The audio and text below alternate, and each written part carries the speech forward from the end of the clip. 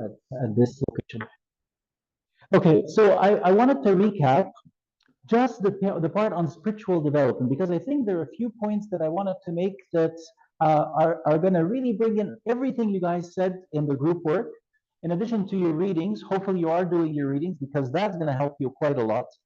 Um, but the question about spiritual development, how is it that we teach and how is it that we bring about a healthy development of spirituality within our youth? Because if you think of it, why do we exist as a church?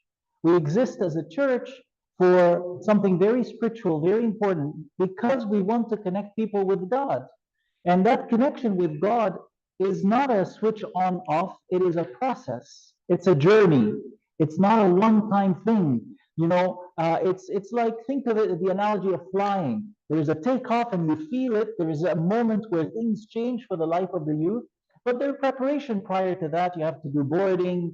You have to come through security. You have to get into the plane. You have to sit down. You have to buckle up. You have to watch the video. You have to do all sort of things that some of us are not that interested in, but are so essential as part of the flying experience. And then you take off. And there is that moment in the life of a youth where they feel, oh my goodness, I'm really growing in my life with God. And maybe some of you have experienced that, hopefully by now, where you actually took off, where you say, wow, it's like I feel filled with God, and there is something here that I like about the church, and I'm taking my life with God more seriously, and all that. And then you plateau, and it seems like you're cruising. Nothing is happening. The meals are coming down. They ask you what you want to drink. It seems like a nice thing, and then you enter into some of the disturbances or the what they call them, turbulences, and issues with wind and all that, and then some things shake and you begin to wonder, is this going to be an okay flight or not? And then things smooth again, and then you reach your destination. So think of this analogy when you think about spiritual development. So in Deuteronomy chapter 6, the people of God have just received the Ten Commandments for the second time. So the people received the Ten Commandments first time, they receive it a second time, and Moses knows he will not enter the promised land. God knows we as humans would be forgetful, and that's why he sends the commandments a second time. I was saying this morning in the sermon, we all know about God's compassion. We all know about God's powerfulness. We all know about God's being personal to all of us. Now, why do we have to repeat the sermons? Why do we have to repeat the readings? Well, there is something about Deuteronomy 6 that we must understand when it comes to how we do spiritual development amongst youth. Repetition is important. Repetition is very important. So there are faith stories to be told and shown. So in Deuteronomy chapter 6, if you recall, Moses was told you have to speak these things over and over and over, but not only by words, so that's the auditory, but also by visual. You must put it around the posts of your house. You have to put it around your wrists, a band around your head. So the proposal here is something called saturation education. Saturation education. Obviously, you're not overwhelming the youth, but you have to understand that God has many different ways through which He can begin to connect with youth and the youth to connect with Him. So that's why you find the church, it offers tasbiha, right? It offers it offers midnight prayers and agbiya, and then it offers spiritual books, and it offers daily readings, it offers the liturgy, and then it offers, Sunday school, and so on and so forth. Many different ways, but at the end of the day, the youth are receiving one message: God is important. God has to be here. Yahweh is to be everywhere for Israel. So why? Because as a child begins to imagine and they begin to grow and they begin to develop in the way they think, they also begin to develop an idea of who God is. So there needs to be a personal encounter with God. So there are signs and reminders of God and how God dealt with the people of Israel. That these stories must be told to the children of Israel. Now you tell me, that was Deuteronomy 6. Tell the stories of what God did with with you guys to your children, but repeat them and make them visually visible, like make them like people can see them, and also make them heard over and over and over. How is that done today when you in the life of youth? How is the Deuteronomy 6 commandment done today in the life of youth in our church? Your thoughts. We're talking about repetitions. We're talking about saturation. We're talking about visual. We're talking about audible. We're talking about telling stories.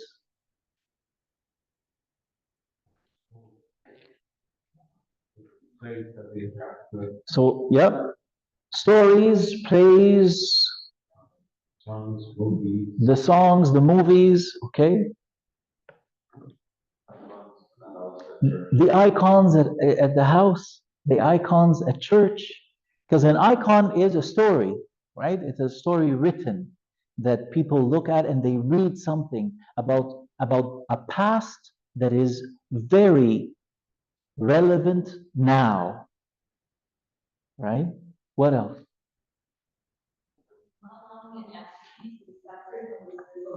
Right.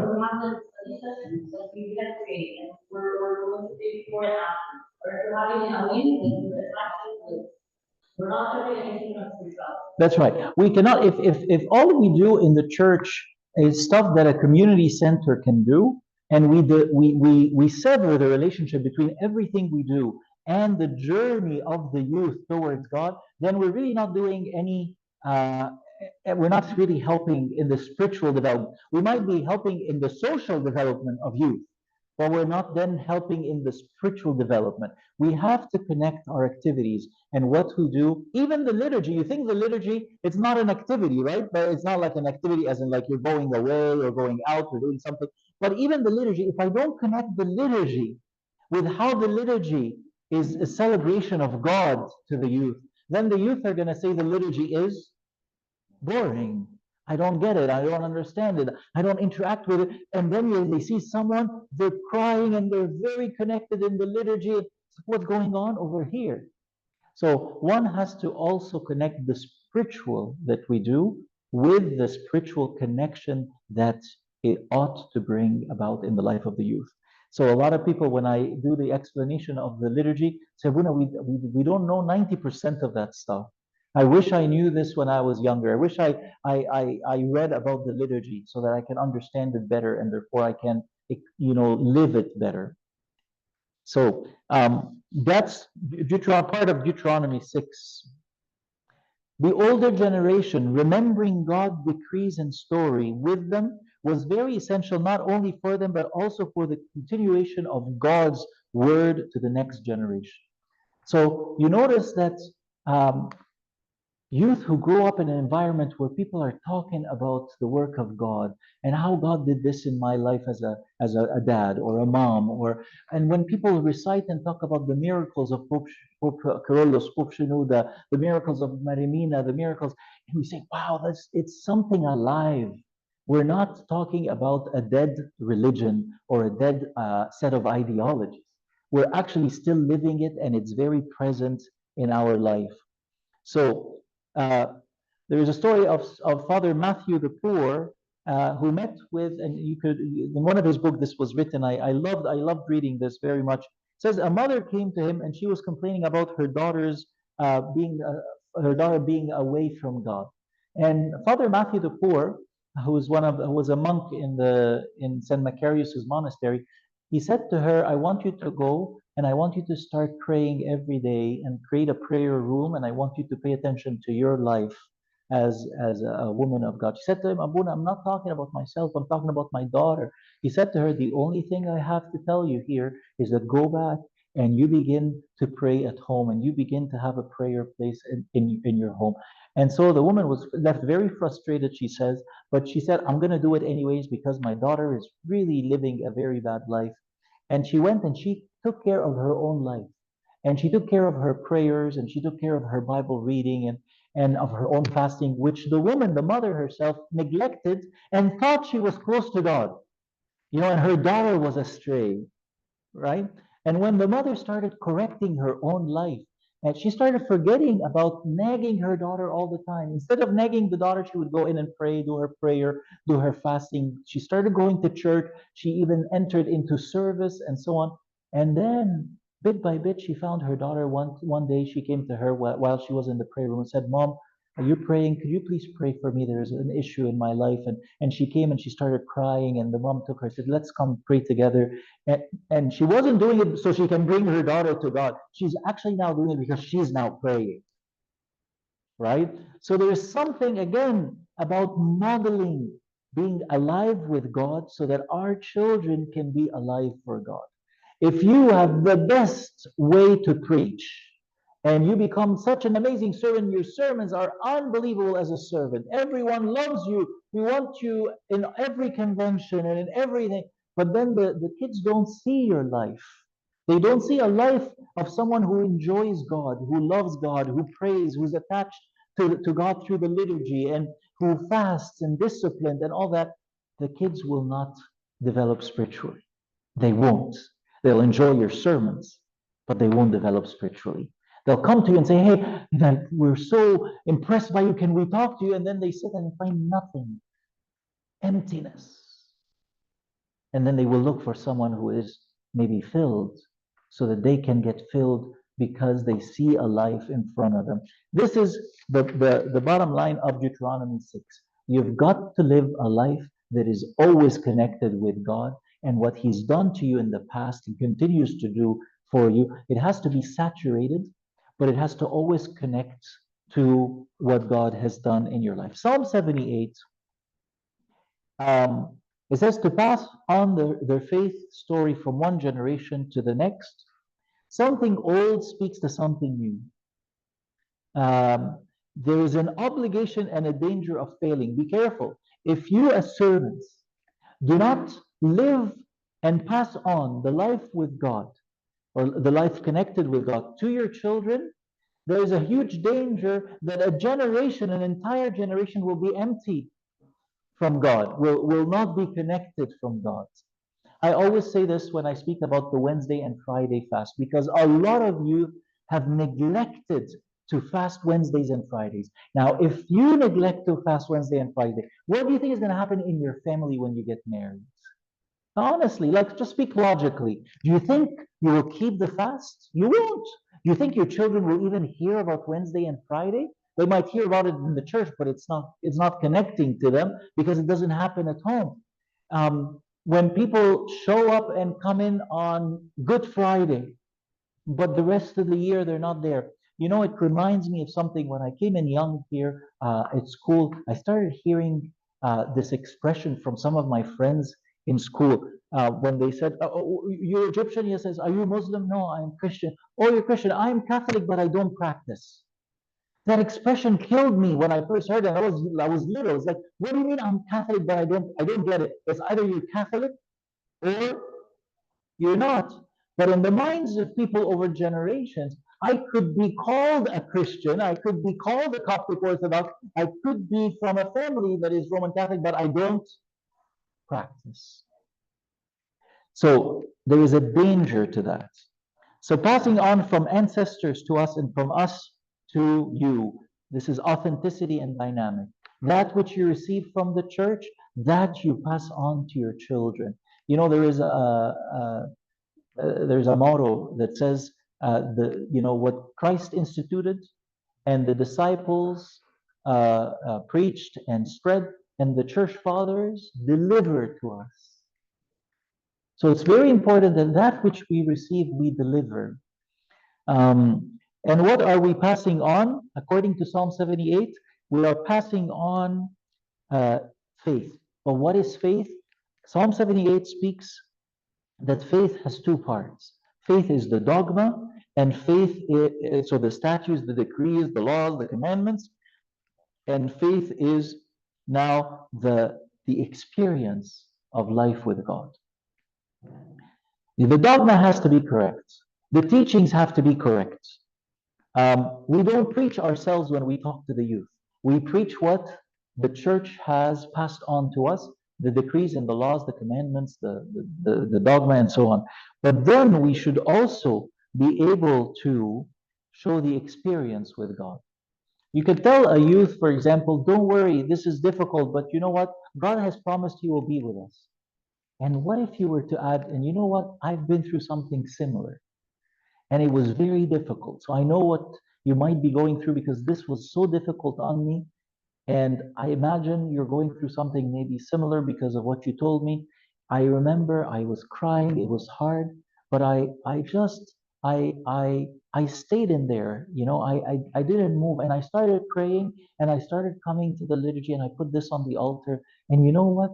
God at the end, He worked it out. Maybe it was exactly what I asked, or maybe in your experience, it wasn't what I asked, but He gave me the strength to actually go through this and it made a big difference. Now you're not just speaking from a textbook, you're also speaking from your own experience. And that is what Psalm 78 is highlighting. In Hebrews chapter 11, St. Paul speaks about faith in a new but very important definition. Faith is about faithfulness. So he says to the Hebrews, really the faith that you ought to live is not faith as in, oh, I know this, I know that. It's the faith of, and he lists a whole bunch of people from the time of Abraham and all these saints. And then he says at the end, one verse at the end, he says, and all of these died and did not see the promise. It's like, here is the hall of faith, like they say, and these people were wonderful people, but they all died and did not see the promise.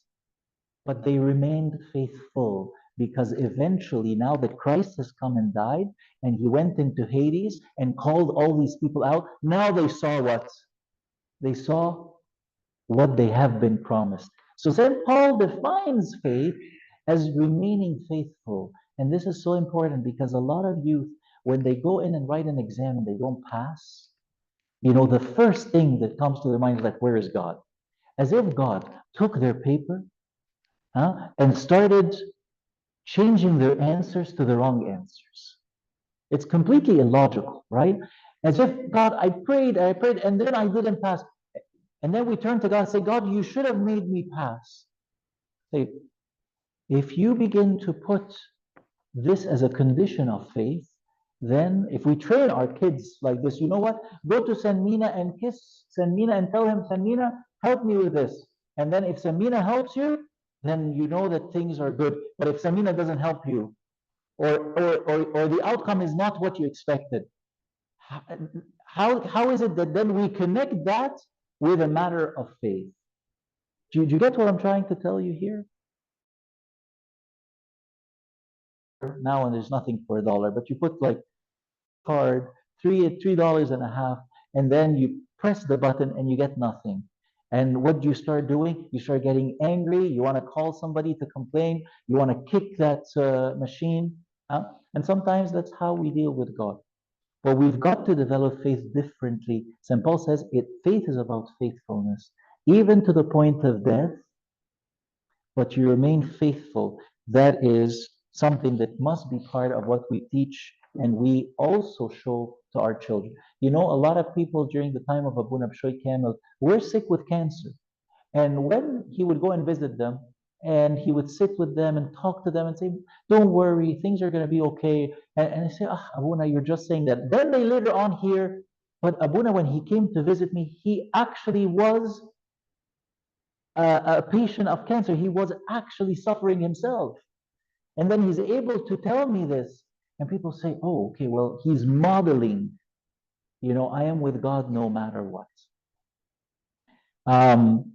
So basically, culture shown in scripture is strongly centered in community. So if you want to put like highlights, so what we see in scripture must be seen amongst the servants, must be seen amongst the clergy, must be seen amongst the people of the church. I always ask myself, what's the difference if we here in the church are the same as people who don't know God? Why would people want to know God then? What is the difference? So this community of believers in the Old Testament allowed several generations to live in close proximity to one another. And our church, for example, in Egypt, How many of you went to Egypt? Okay, and it's very important when you go to Egypt that your parents take you where? The monasteries, right? Has any of you, and it could be, but has any of you gone to Egypt and not stepped foot into a monastery or a church? It's possible, but I wonder, has there been? So you see, and when we go there and we touch the walls of the monastery, you know how old the walls are? We're talking from the third, fourth century. Something old speaks to someone new. There is a lot of depth in the faith there. When you enter into the Coptic church, you come into the church, you say, wow, it's like it's authentic. There is history behind it. And that history must also be one alive in the community. So the children, they are in touch with their parents, and the parents speak of their grandparents, and the grandparents spoke about the stories of the saints, and the stories of the saints spoke about old churches and monasteries, and those we come in touch with when we come and touch the relics. You know, I don't see a lot of people when they come in the church, they go to the relics of the saints. Most of the people, when they come into the church, they come and they either sit or go to, but to come in and bow before the sanctuary and teach the children, when you come in, you're entering into a different place than the world. And when you come and you touch the relics of the saints, you are touching someone from the very early centuries. This is an authentic life that remains with us today. No wonder the church, after the book of Acts in the liturgy, reads what? The Senexarium, right? Because that faith is alive and is being passed on. No wonder we were taught in church, do you have a patron saint? Why was it important? Do you have a patron saint? So that you can develop a friendship with someone who's not your age, uh, who's not geographically from the same place, like your geolocation, who's someone probably not speaking English at all, and yet you develop a friendship like that of the friendship of Pope Kyrillos and Saint Mina, who Saint Mina was a fourth century, third, fourth century saint, and Pope Kyrillos was in the 20th century, and yet there's a friendship that was made. And when we have this type of friendship with the saints, that's what brings about a development um, of a faith that is alive over the centuries. Faith stories that were shared were not just ancient history. They were classic tales meant to encourage and to teach valuable life lessons. Versus today's faith stories that are shared, they center around what the favorite sports team did the past week, right? So in the past, families stayed together for longer periods of time, so they were able to make that impact on their children. And it's very important that people continue to make that impact on one another, especially in the church. Teens today rely heavily still on their parents and in terms of faith. And often do we hear struggles, maybe less now because I think there is a change. There's been a change in the ministry for many years. But back in the day, maybe 25 years ago or so, this was more obvious. You see a parent dragging their kids and say, you have to be in the church. That's nice. But then after the kids leaves to university, what happens? They graduate from their faith. They graduate from high school, they graduate from their faith. Actually, these are not my words. There is a study called the NSYR. The NSYR, it was done in North America, and I want to share some of the results with you. The National Study of Youth and Religion, NSYR, by Barna. Um, it was obvious that a teenager would naturally follow and believe what his or her parents believe. So it's natural. Teens rarely think about establishing a faith that is all their own. And when in college and uni, they don't know where to begin growing their own faith or how. American young people are theoretically fine with religious faith, but it does not concern them very much and it is not stable enough to survive long after they graduate from high school. So, what's happening?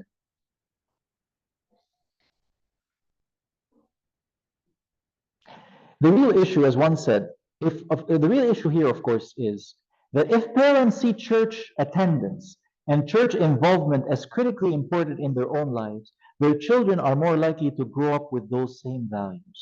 However, if parents of teenagers allow work, school, athletic environment, or other things to come before church, the students will probably grow up with the idea that church is somewhere down the line on the priority list. This is not a Coptic person who says that, by the way. So this is a guy by the name of Walker. If Walker is true, then is it good enough for parents to drop off their teens or drive them twice a week to church?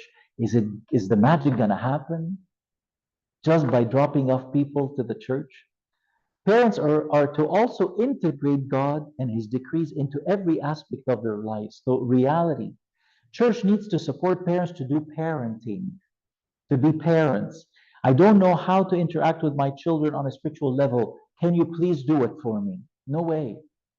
The church cannot parent the kids. The church can assist parents. The church can support, but the church can never take the role of the parent at home. Except in some circumstances, of course, where the church becomes everything for the child. Of course, I understand. So there is something called the lockbox theory. And this is what I want to highlight here. The lockbox theory. So the NSYR, they came up with this, through their research, they found there's something called the lockbox theory. And that is teens who have only developed faith under the shelter of their parents. When they leave, they act as though their faith is non-existent. So if a teen was not led to own up their faith by the time they graduate from high school, if still after they get their graduation certificate, they say, oh, this is the faith of my parents, oh, this is, I'm going to church for my parents. So what did they discover teens do from the study? They discovered that they do something called the lockbox phenomena or theory. They go to, on Monday, basically, they go to their school and their campuses or whatever, and then they come back on Friday. When they come back on Friday, they they open up a box, they take out their faith, and they wear it. And they come to church on Friday nights, they connect with their university group, and they are praying, they know the hymns, the songs, everything. And then Saturday and Sunday, they come to Sunday liturgy and everything with their parents. And on their way back on Sunday in the car, they open up the lockbox, they take off their faith, they put it in the lockbox, and they live from Sunday night or Monday to Friday as if they don't know God. They call this the lockbox theory, which tells you that there's some sort of dissociative personality here. You know, they have to appear a certain way before their parents or before their community, but they can be so different outside of that community and outside that pressure or that influence. That's for people who have not owned up their faith yet. Okay? So we have to, as people working with adolescents, we must remember and to help teens understand that God speaks to their own lives in very relevant ways. People say, but I know the story of Noah. Yeah, of course, we all know the story of Noah. Let's talk about how this story could be relevant to your situation today. Is it so when we teach, we cannot teach an old story as a historical event. When we come and do the feasts in the church, why are we feasting when we feast, for example, the Nativity? Something that happened like 2,000 years ago. But that's not what the church teaches us. The church says, now I'm going to open a door for you or a window, and you can go through that door or see through that window an event that happened 2,000 some years ago, but now is actually happening in your life now. So that is the celebration of the feast. We have to teach them that they have to own up their faith. And how we do this, we have to model owning up the faith in our own lives. A true servant of adolescence is someone who actually is living a life that is connected with God, modeling that. It says that Pope Kyrillos didn't speak much, right? Like Pope Kyrillos, how many of you can pick up one, maybe one sermon that is available, or two maximum sermons that are recorded for Pope Kyrillos? Have you heard more than that? No, but Pope Kyrillos made an entire change in a church that was going like this. How? Because he modeled prayer, he modeled fasting, he modeled the friendship with the saints. How did Abu Nabshoy do it in Alexandria? Oh my goodness. At the time when Abu Nabshoy was ordained, there was no such thing as praying Vespers for the saints' feast. Not at all. Abu Nabshoy started bringing flowers and pictures of saints, and he would decorate the picture of the saints in the middle of the week, and he would call these, hey, I'm going to Vespers. Vespers? Yeah, Vespers. We're going to go to celebrate the saint. Come with me. And then he started introducing the tamagid that were existent. They were there, but no one was using them. And people started to love the saints this way and connect with them. And as they connected with the saints, they obviously connected with whom? With Christ, right? So we have to be there available for them. A servant who is not available for the children sends a message that the children or the youth are not important. We have to be open, we have to listen and interact with them, but we have to be faithful and explain that being people of faith, it means going through the hardship and still being with God. And this is a concept that must be seen and observed. When I see, for example, some of the fathers or some of the servants really going through a difficult time, yet they must come to service. I'm like, what is going on here? This is someone who says, no matter what's happening with me, I'm still where? I'm still here, and I'm still in the service, and I'm still praying, and I'm pushing. And that becomes a model before us. Be an example, be pragmatic and practical. Show them how to live out their faith, not only to know aspects of their faith, and to move from textbook Christianity to a lively Christianity. So if you go back and review Hebrews and review the Psalm 78 and review Deuteronomy 6, you'll find that everything that I said here was embedded in those texts. I'm going to give you maybe a 10-minute break, and then we come back to do uh, the uh, the dynamics and defense mechanism. But before we break, any questions on anything I said? This is going to be the longest part of my talk that's done.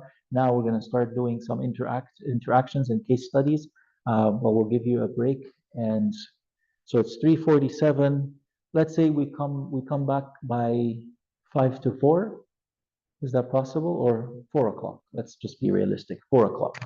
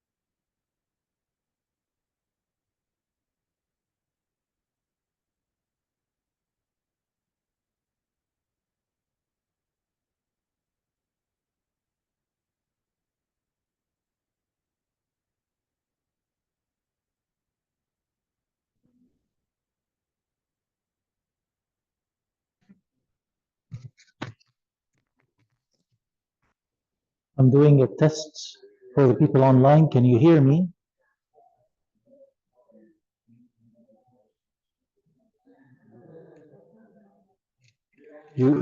Blair, you're saying you can. Okay, good, excellent. Okay, let's resume back. Now, I'm going to start with a case study.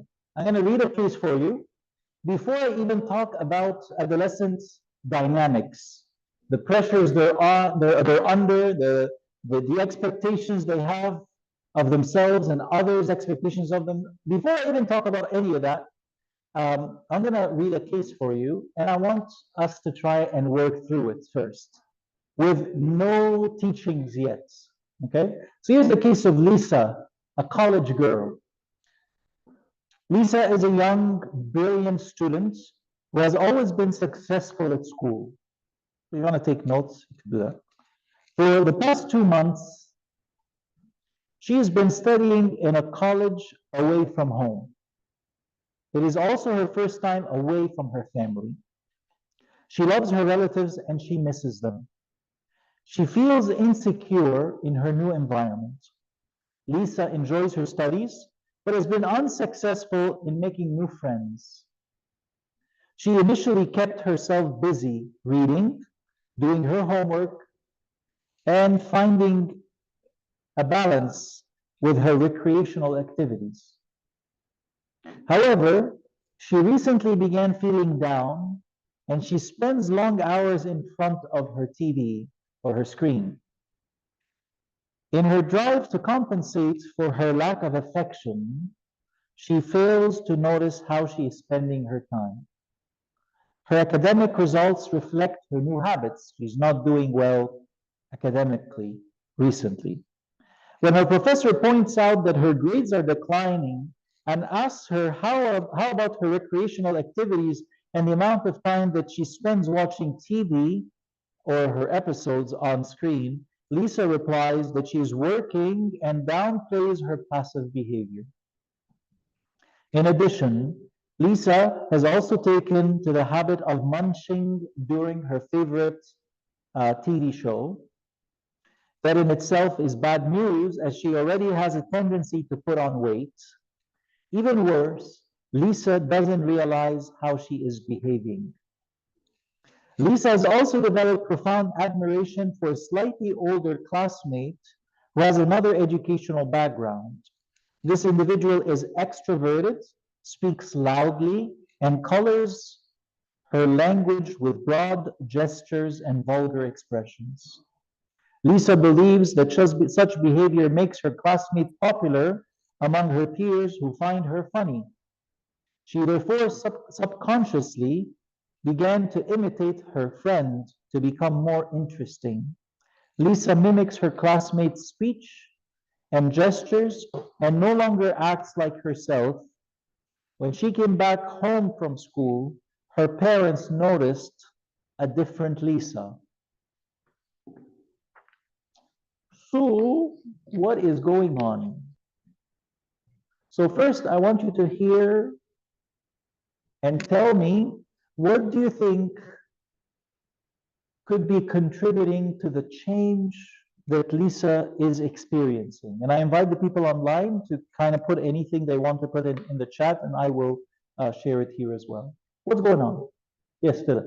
I think this is an adaptation a lot of students, right? Because when she was living with her parents, she didn't know their protection and she's following after them.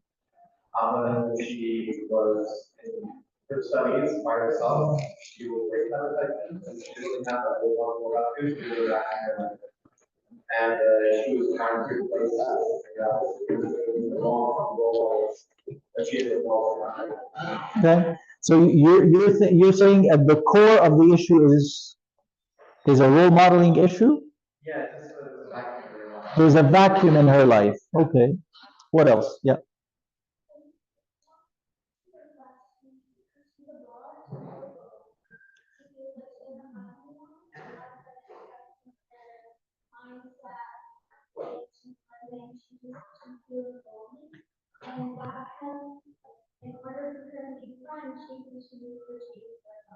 Okay, so you're thinking at the core of Lisa's issue is loneliness, is that she's detached from her quote unquote comfort zone, and so she had to find a new comfort zone, and she ended up with maybe a comfort zone that looks in a certain way, had to conform to that in order to match it.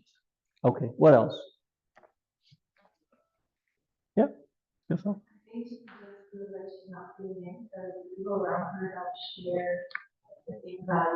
Mhm, mhm.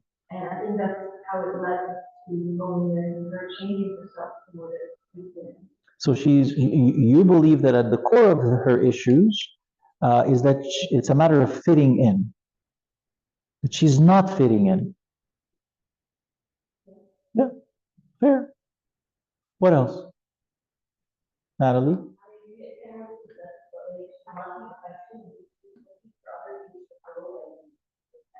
So she's lacking attention. So here we begin to speak of needs, one of the dynamics.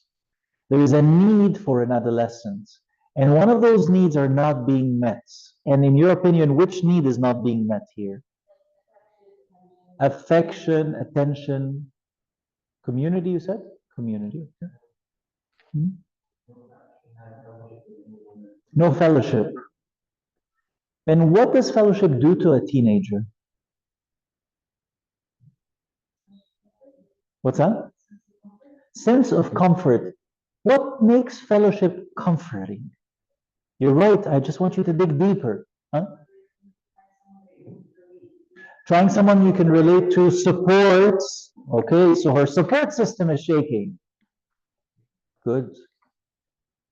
What else you think is going on here? Yes, Myrna.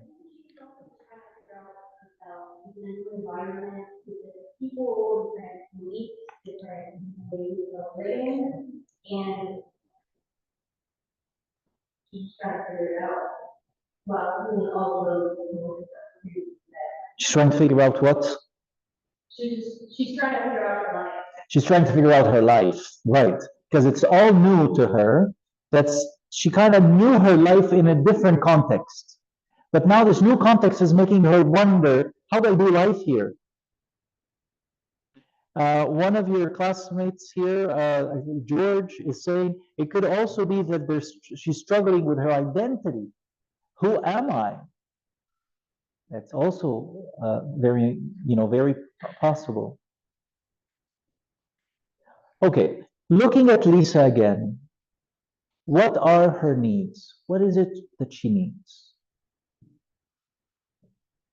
So we're going to talk about her needs, and then I'm going to ask you what are the pressures that she's under. But first, what are her needs? Companionship. Because companionship uh, fills a deeper need. When you have a companion, it means what to you? Well, that you're wanted, that you're significant. So at the core of a need here is significance. Very good. The need for uh, intimacy. If I have a companion, then I must be what? Loved. Isn't that at the core of our existence to feel loved?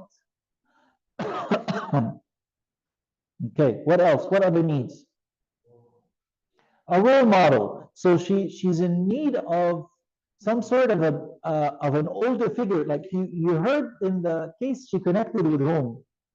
With an older person. How many of you, when I started reading that, thought he was a guy? Right? It's not a guy, right? But for her, it was just connecting with an older person, someone she can look up to. We all need guidance. We don't come across and say, hey, I need guidance all the time, but we all need it. And we need it. And we need to be supported in that way. Some of you spoke about support. People online, feel free to join George with your ideas and drop them in, and I'll speak of whatever you write in the chat. What other needs? So you said the need of for significance. Yes.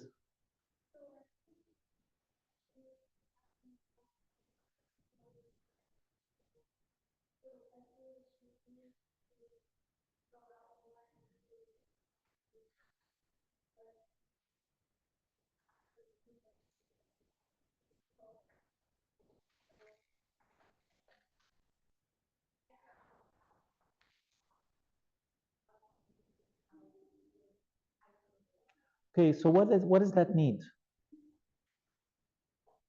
It sounds like a social need, like some sort of a connection need again. Because at the end of the day, why is it that we seek to be social? Why is it that we seek, and some people, some of us are very introvert, but nevertheless, we still want what? A companion, somebody, because it means something deeper, which is what? Well, I'm liked, I'm loved, people care about me. This is such an important piece. When I think of needs, think of a child. Okay? What does a baby, an infant need? Because inside each one of us is a child, and that child is still alive. And that child actually works very, very powerfully in a center of our brain, where emotions are like heavy in there. Which center is that, doctor? Amygdala. That's right. We have a neuro. Are you, you're a neurologist? Yes. Yes. So I can't speak of the amygdala, and and you are here. So yes, um, so yes, to be nurtured and comforted. Okay, so significance. I need to know that I am viable. I need to know that I am useful. I need to know, in my environment, everybody used to say, go to Lisa. Everybody used to say, oh, Lisa could do this. My friends were around me. They gave me a sense of significance. And there's also a need for companionship, to be loved and to be liked and to be cared for. We call this support, but really at the bottom line, at the bottom end of it is I feel that I'm lovable, that I am worth caring for. Yes.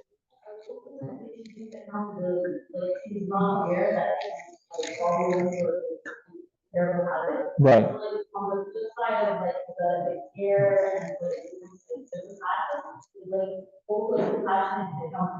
Yes. Good. How many of you heard of Maslow's hierarchy? Yeah, of needs. So let me open up this now.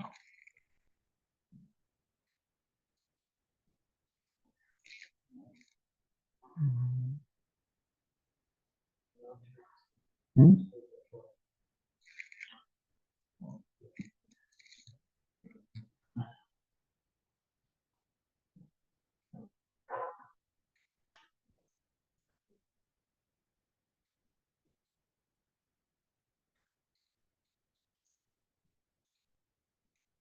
You can see that now. So let's talk a little bit about the dynamics of adolescence. There are primary and there are secondary needs. You read in your textbook, you'll see some of that is very clearly outlined. They're primary and secondary needs. What drives uh, the behavior in certain directions? So when we think of primary and secondary needs, we are talking about that drive, you know, uh, the thing that drives us to behave in certain ways. But there are also pressures. We'll talk about the pressures that Lisa's under. The pressures are the things that limit us, the things that confine us and affect the expression of our behavior. So here you have needs. Let's say you have a need to be, let's say, heard. Okay, because at the bottom of it, if you're heard, therefore you are what? Huh? I'm valued. So there's a need to feel valued. So I want to be heard, but my environment puts pressure on me not to speak. Don't talk when older people are talking. How can you speak when other people are speaking? Stay quiet. So there is a need inside of me. I need to speak because I want to be heard, because if I'm heard, therefore I exist, therefore I have an identity, therefore I am here, therefore I am worth it. But there is a pressure to say what? Don't talk. And that holds my ability and affects the expression of the behavior that stems from a need. Then, so there is a need for me when my parents are shouting at me and saying, how dare you do this? There is a need for me to answer the question and say what? Well, I did it because, and as soon as I you dare answer me? And then maybe a slap. Think of a child. I have the need to do what? To respond. I have the need to explain myself. I have a need to venerate myself. I have a need to explain why and justify my behavior because I'm not that bad. I just did something wrong. I just want to explain it. But my parents, for some reason, did what? They did not prevent, they prevented me and they did not allow me to what? To speak. And when I tried to speak, I got a slap. Next time, I have the need to explain myself. And I begin to speak. And I get the second slap, or the shouting, or the grounding. I'm beginning to learn how to navigate my environment. So what do? I stop speaking, or I could lie, or what? I begin to conform, or I could shout back. Okay, what are these things that we just talked about? Either I begin to quiet myself and go in, or I go out. What are these? They're coping mechanisms. And they're meant to do something. What are coping mechanisms meant to what are they there for? Survival. So I enter into survival mode. And then I grow up and the behavior stays with me. So whenever someone shouts or like a voice is heard that I heard when I was young, I enter immediately into my survival modes. And I begin to erect what is known as defense mechanisms. So when you get a teenager in your class who's misbehaving, who's acting out, who is to themselves, who are just funny all the time, don't just look at the behavior on the outside. You have to be now more understanding there is a driver behind what you're seeing. Because imagine a servant says, oh, you're talking too much, get out of the class. Now, the funny thing is, those who have been traumatized tend to be really traumatized. But imagine that they get re-traumatized by the servants, right? Well, the servant doesn't know. Like the servant's like, "Hey, you're acting out in my class. I'm sorry. Step out." And when they were young, they were always put to stop talking, get out, don't speak, you cannot do this, and they get triggered again. So you could get a teenager who can shout back at you, and you're like, "What did I do? I just said you're talking. It's so logical. Step out." But what you don't know, but now you should know, is that now you've activated something old. You get that? So, defense mechanisms, strategies to cope with needs versus pressures. Uh, Here we go. So, the needs, Maslow's. Maslow says there are basic needs that we must.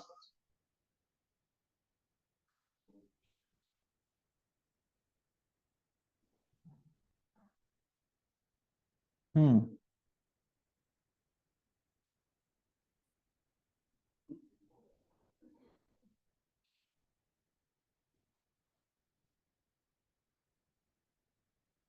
you see this still there? You don't see this?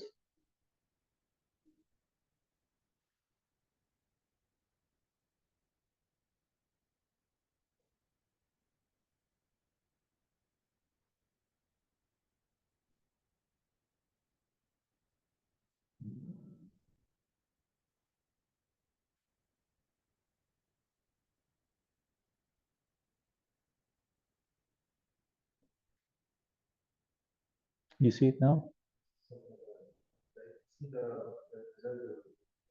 You don't see this?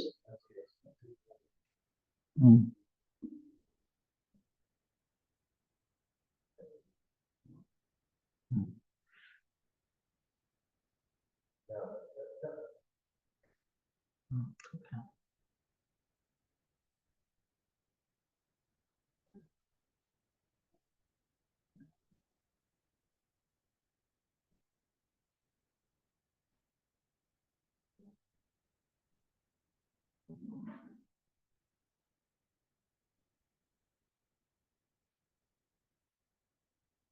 What are you seeing?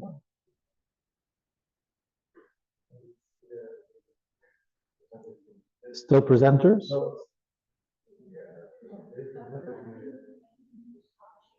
Hmm.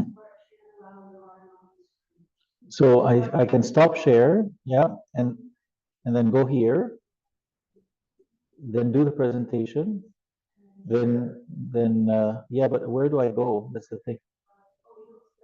I don't see my Zoom. Oh, you can see.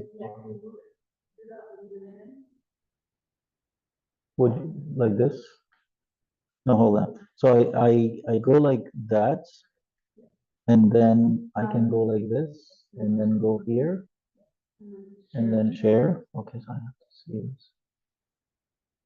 Yeah, and do desktop or do the PowerPoint.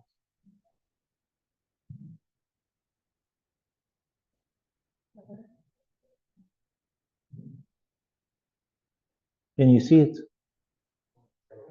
Okay, thank you. Thanks for your help.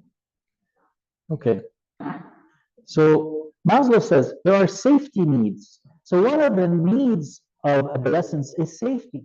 The basic stuff. If you cannot do the basic stuff, how are you actualizing them spiritually?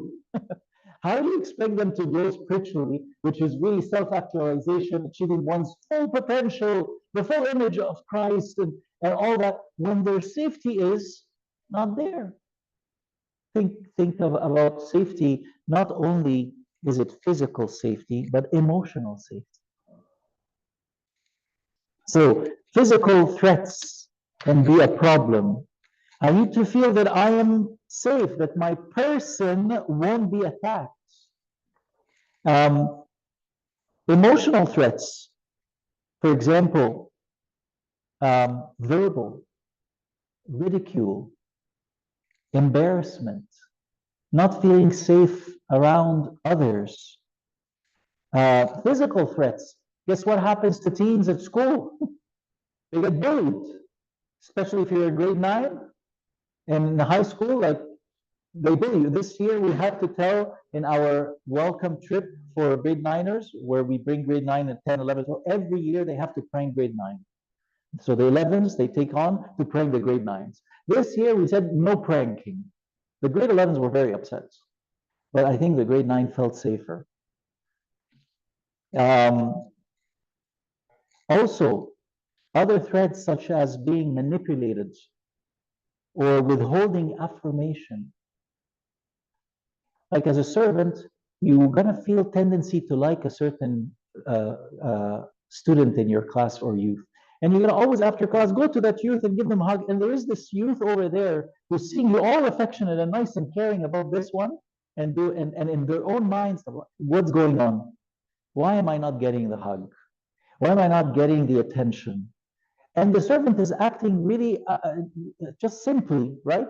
But one has to be careful when put in a position like that to be able to understand there's something could be happening over here. So the sense of belonging and being loved next, and then a, a level of self-esteem or esteem or dignity or prestige, feeling of accomplishment, significance. And when these things are happening, so also now Maslow says that now you can also work on actualization. Maslow says, unless you do these, you cannot do this. I would I would question that because we have some people who are extremely poor don't have very safe environments. For some reason, they didn't grow up very loved, and so on. They're the exception of the rule, really. And yet, they're what? For some reason, they are okay. Something about them, and maybe something also about the grace of God that they received in a certain way made a change for them. But generally speaking, this is important. The need for intimacy. So it's about the exchange of love. That's so important. So from parents, let's say the parent is too busy, or the parent is not listening, or the parent is modeling unhealthy emotional intimacy. You all know that uh, childhood sexual abuse happens primarily within the household. Do you understand that? That someone from within the family, whether it be a mom or dad, or a nephew or an uncle, or someone within the family, because they have the easy access to the child. So then that's the need for security from peers, connecting at a deeper level, being able to say, I have a best friend. Um, when we speak about the need of significance, we speak about three things that bring about self-worth. So identity, I have an identity, I have an importance, I am validated, and I have an intention and purpose. So if I have a purpose, so that's why we say teens, let's get them to do things. Even around the house, you give a teenager some chores to do. Why? If you do them right, they'll get a sense of self-worth. Because you know what? Look, my parents really depend on me to do this, to take out the garbage. It's not something I like, but they always say the only one who really knows how to collect the garbage really well in the house is really Martin. I shared the story about me as a child, where for some reason, odd reason, I don't remember why, but my mom used to always say, I can never drink a good tea except from so and so's hands. I didn't do anything about the tea. Honest to God, all I remember is like putting the tea, and then I started thinking maybe my hand had magic touch. Honestly, I remember this so vividly. And all it was she would say it whenever anyone is around and saying, time to make tea, and I want to make tea. Why? Because I make magic tea. I make magic tea. That's the end of the so self-worth. About what? Tea. Really nothing. But in I remember it as something very big to me. Self-worth through identity, through self-worth through importance or validation, and I want to speak about this in a sec, and self-worth through intent and purpose. When we give teenagers, so your service to teenagers must remember this. You cannot go and serve and not remember this. How do I give them a chance to say I am significant? Well, you have three things. One of them is validation. Validation is very important. Validation. What is validation? Can someone tell me what is validation? Yes and yes. So, ladies first. Ladies first, then urologists next. Yeah. So reassurance that you did something good. Okay, I can accept that. And yeah, recognize and seen, like you're not a shadow. Like, no, you're recognized. Validation does not necessarily mean, or should not be. You could take the word validation and change it to another word called recognition or acknowledgement. So the child is crying, or the teenager is crying, and they say, "I'm crying because other people, they have better clothes than me." Now, as a parent, you could say something, or even as servants, what are you talking about? Who cares about clothes, man? But for them, it just means a whole lot. So validating in the sense is not saying, okay, you should care about clothes, but is acknowledging that, oh my goodness, okay, tell me more. What happened? Oh, so and so is wearing all this, and they always flash their, like their brands in front of me and stuff, and I don't have this, and I really wish I had to say, you know what, I can understand this is probably hurting you. That's validation. But usually, unfortunately, what do some parents and maybe some servants tend to jump at? They jump at the solution right away, meaning what? No, you shouldn't feel this way. No, it's not good to feel this way. Why would you feel? You have many other things. Why are you looking at the stuff you don't have? We're jumping to help, but we're jumping to help without validation. Validation is important. Okay. So and the need for uh, significance also builds self-worth, but also builds a sense of adequacy, which is basically, I am good. I am good. I'm okay. I'm happy I am me. I need to improve, no problem, but I'm happy I am me. And this is very important. That's something that God wants for all of us. Adequacy. And this comes through responsibility, recognition, and respect. When I respect a teenager in my class or in my group, I'm telling them, you are good enough. You're adequate. When I recognize them, as Andrew said, when I recognize them, I recognize their existence and what they do and their faculty, I recognize it, then I'm saying you're adequate. When I recognize that they have responsibilities and I don't take away from them responsibility, but I give them appropriate, age appropriate responsibility, I'm saying to them, you know what, you could do it. You're adequate. The pressures that teenagers face, and Lisa faced many of those, is the pressure to conform and the pressure to achieve. Those are key pressures, pressure to conform and pressures to achieve. So the pressure to conform, where do we get this? Like, where do we learn first we need to conform? From our parents, right? And that's normal. Like our parents are guiding us, teaching us, they're helping us conform to something that is good.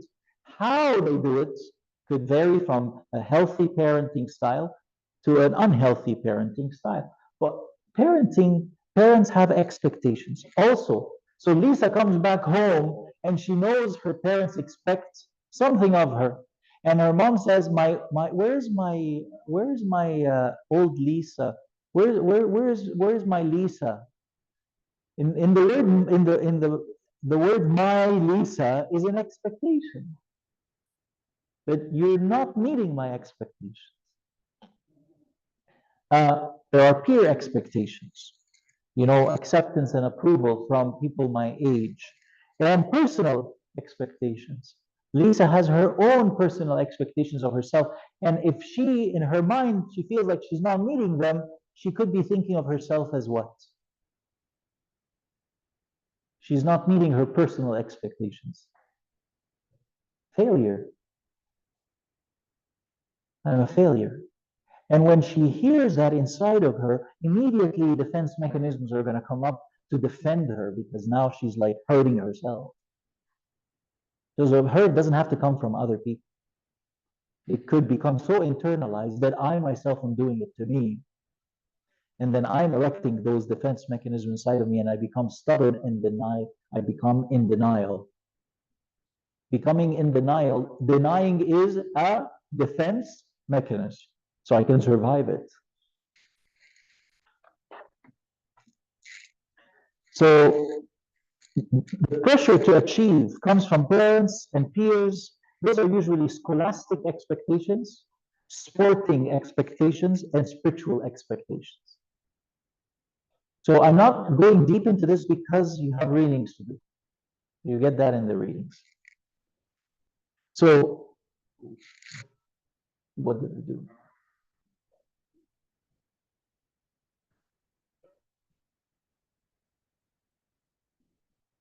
Where's the cursor? There's definitely an expectation for this to work. And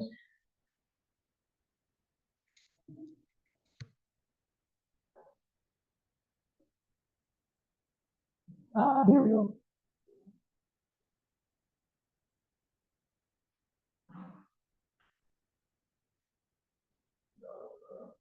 Not this one? I thought it was this. This one? Mhm. Amen. Let me know if we're okay. Hopefully we are.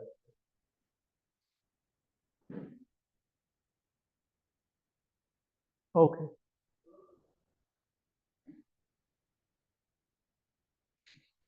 You get to see me all the time like this? Oh my goodness. Okay. Uh, here. But you guys here now, you're seeing what I'm seeing, right? Okay. That's good. So this does exist.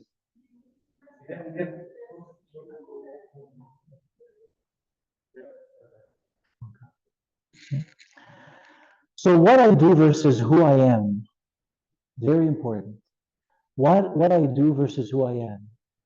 Can you speak a little bit about that? What I do versus who I am. Talk to me about this. Yes. جميلة الدكتورة يس لسه عامل كده في اندرو يا خراب بس عشان انا proud of اندرو very يعني yeah.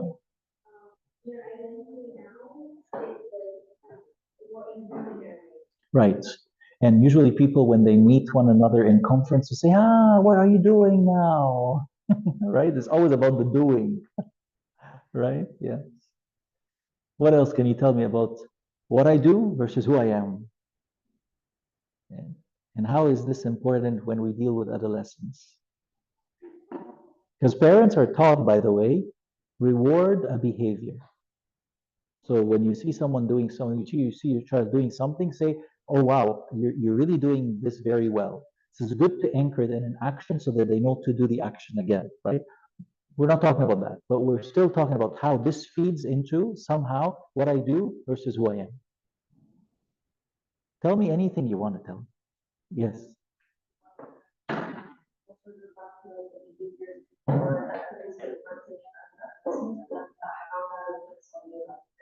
Yes. Yeah. Yes. And part of that identity is in the very essence, who am I? Right? So part of me is what I do, but not all of me. Not all of me. But a part of it, yes, is what I do, of course. But it's important that when what I'm doing is not good for me, that I don't slip into, oh, well, I am not good. Because there is the essence of me that is always in Christ is good. That is very important. But then I have to be careful what I do because if I continue in doing certain things, they will shape my identity more and more. Yeah? Good. It's good. I like that discussion. Even it's brief, but it's good.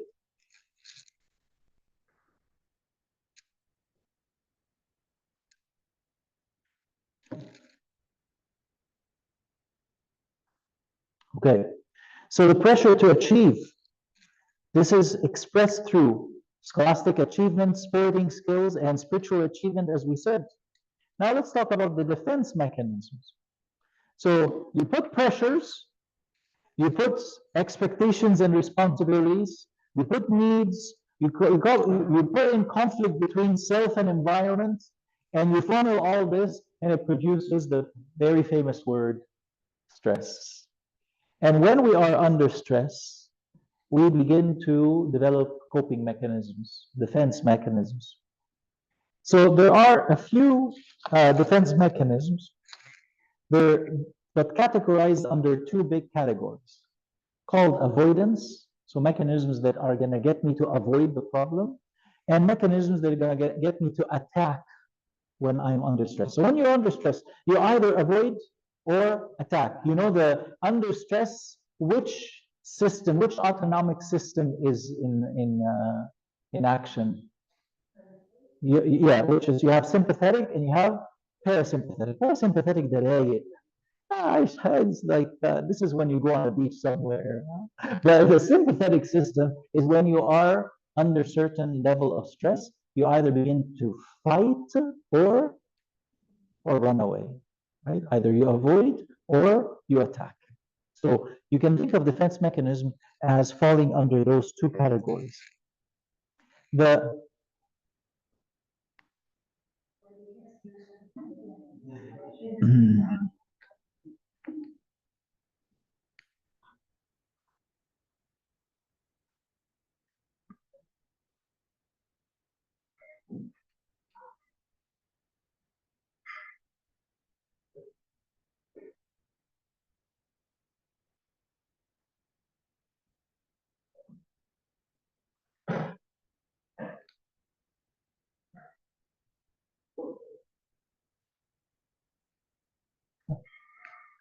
you can see my screen now, I hope. Yeah. So avoidance, under the avoidance category, you have denial. So I want you to remember those because we're going to do a case study now. I'm going to give it to you. And you're going to try and identify all the defense mechanisms that this person erected or brought into their life game. So denial, low-level strategies for handling stress is like it doesn't exist. Like this, the problem is not here. We heard it in Lisa, right? Because Lisa, when she was confronted with certain, she says, "No, I don't think I have an issue. I don't think I have a problem." Uh, Rationalization, which is low-level strategies for handling stress as well, and we rationalize things by saying, like, no, I mean, this makes sense. I did this because this and that, and it's I'm okay with it, and I don't have an issue with it. So rather than face inadequacies, young people explain them away, making excuses for themselves. Another one is acquiescence, um, which is rather than confront the challenge and work through it, the adolescent gives into it without trying. So this is basically the reluctant acceptance of something without protesting it. It's almost like giving up. Regression, this one is immature coping mechanism. The adolescent withdraws from stressful situations by retreating to an earlier developmental period. So they regress into childhood behavior, or you can even see it with some of the adolescents. They go like this, which is what's that? Yeah, the fetal position, right? If you have a dog, you'll see that. Whenever you're upset at the dog goes like this, and then they lift up their legs. Repression. The thoughts, memories, and expectations that produce stress and anxiety are forced into the subconscious, yet the stress shows itself through physical sickness and emotional misbehavior. So that's called repression. You are really pushing something that is hurtful into your subconscious, but it's coming out on your skin as allergies, or your stomach as pain, or chest pain.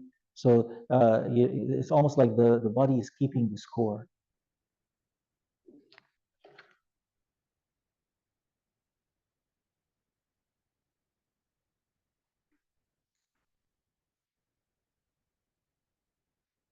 The ones under attack, under the category of attack, are compensation. So rather than work on areas of personal weakness, the adolescent will ignore these and concentrate on excelling in areas of strength. So, I know I am not so good with studying. My brother and my sister are like superstars. They get all this, words of affirmation from my mom and my dad because of how excellent they are. Okay, so I'm going to do so well with selling drugs, and I'm going to do it really well. And so they compensate. Acting out, which is anxiety, stress, and tension, are relieved through inappropriate behavior such as violence, substance abuse, sexual promiscuity. Controlling, the adolescent attempts to control because of stress. They attempt to control the thoughts, feelings, and actions of others in an attempt to make up for their own feelings of inadequacy, insecurity, or powerlessness. It's almost related to the next one, which is projection. Something I don't like in me, I project it as if you're the one doing it. And then displacement, rather than react to the person who exerts unbearable pressure on you, um, you displace that. So a less threatening or intimidating person is chosen as the object of displeasure. So it's a form of projection, but you are displacing it. You're putting it on on someone who is weaker. You can do that to them, but you cannot. So I really need to tell my parents, off, but I'm not. So I go tell my younger brother. So I'm displacing it. Okay, perfect. So perfect time for some group work.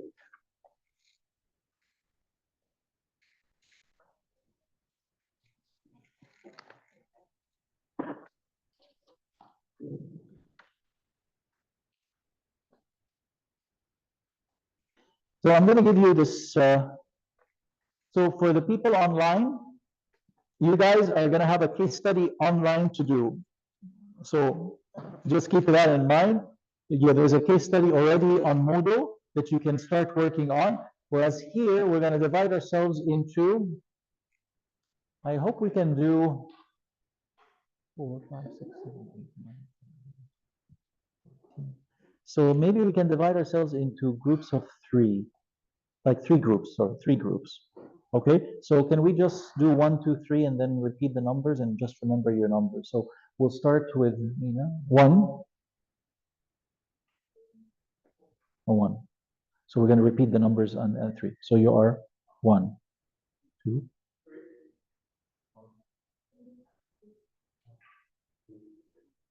George, 3, 1, 2. So group 1 will have a case here, but we did Lisa already, case 1. So group 1 will do case 2, group 2 will do case 3, and group 3 will do case 4. Okay, so I'm going to give you this, and just maybe group 1 can sit wherever. Just tell me where you are, and I'll give you this. And do we have the refreshments or not? We do. So grab your refreshments, grab your coffee, your donuts and stuff, and come back. And we're gonna have about.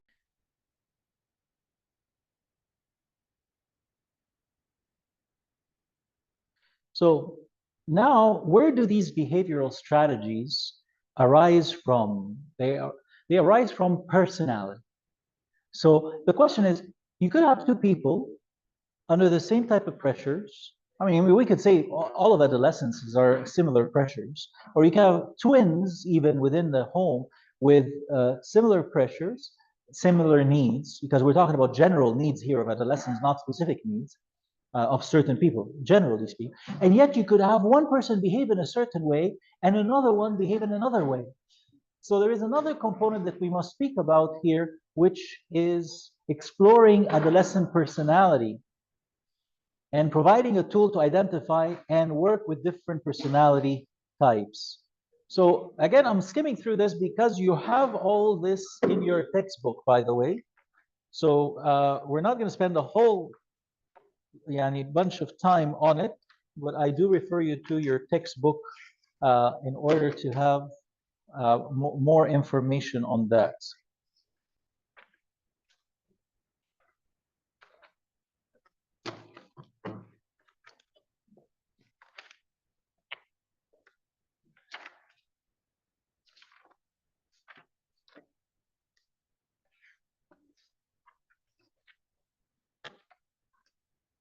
Oh, here we go again. I'm not sure what's going on.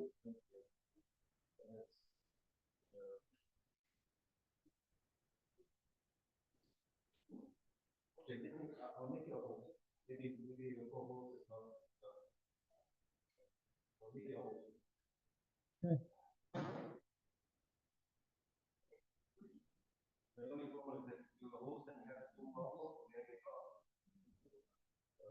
No, the other one. Do you see what do you see there?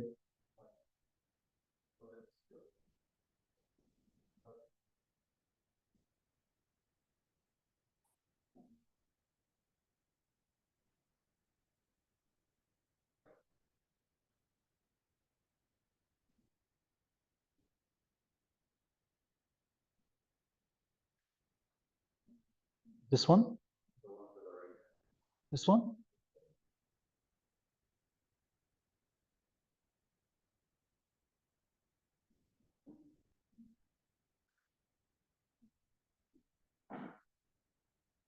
So understanding personality.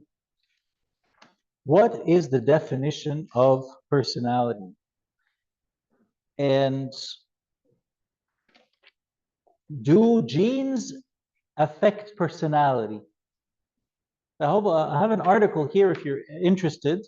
You can look this one up if you want. It's it's it's 2013, so it's not a recent article. But do genes influence personality? Summary of recent advances in the nature-nurture debate by Dr. Kraus, Kraus, Kraus and Kraus. This is an interesting read.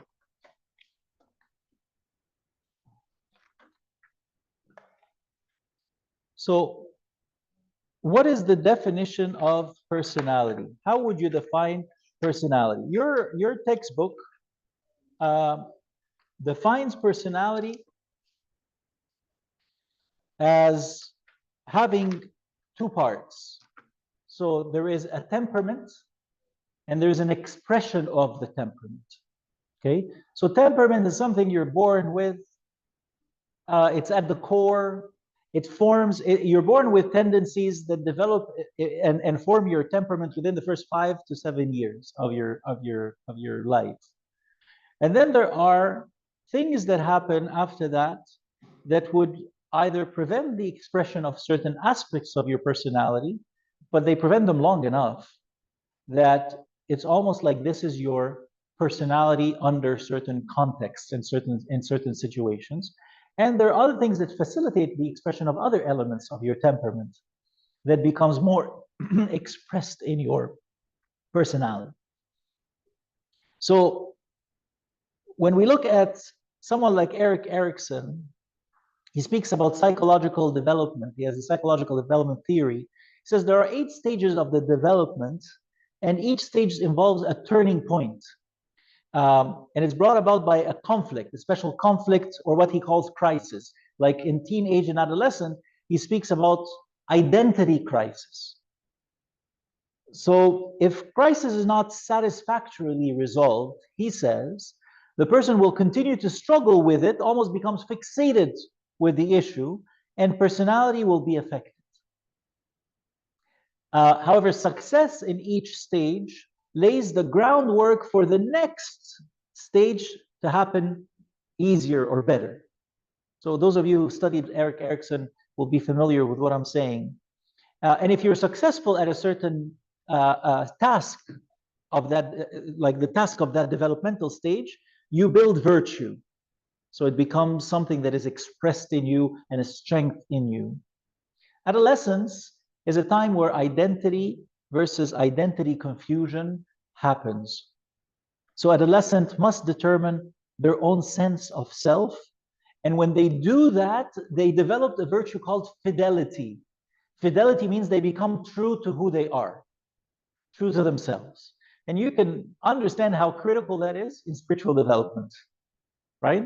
Because once, we always say once a person hits grade 11, you kind of know to some extent where the next few years are going to be for that person.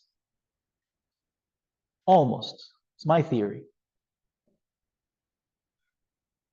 So here is Erik Erikson's stages of development. Stage 1, infancy. Anyways, I scroll you down to ego identity versus role confusion, and the basic virtue that will develop if they're able to successfully handle this crisis properly, then they will have some sort of fidelity, authenticity to who they are, ages 12 to 18. There is something called personality orientation. There is an assessment, obviously, to such a thing. So personality is neutral. Personality type is neither good nor bad. So when you do a typology, personality typology, like, do you know any personality typologies? DISC, have you heard of DISC? Okay, what else? Myers-Briggs, have you heard of that one? Yeah, and so on. They don't show you, and people think, oh, if I could be, and some of these have like fancy words like lion, eagle, owl. So I don't want to be an owl, but I'm an owl. I don't want to be an owl. An owl is not bad, but the only thing is you think of an owl as bad, right? But an owl is not bad. So there's no good or bad. personality here. All types can be expressed in positive or in negative ways. And personality can actually change. The basic temperament is not going to change, but the expression of the elements of one's personality can change. Someone might say, Abuna, I'm a crazy introvert. But for the last 25 years of my life, I had to actually be very much out there that I began to adapt to being a little bit of an extrovert. And some people actually think I'm an extrovert, but deep inside of me, I just want to recharge on my own. But people think I'm a very social guy and I'm outside. So people, for example, think of me as Abu Nabshoy as an extrovert. And it's true, I love being with people, but I tell you this, when I want to recharge, I don't want anyone around me. I want to be on my own.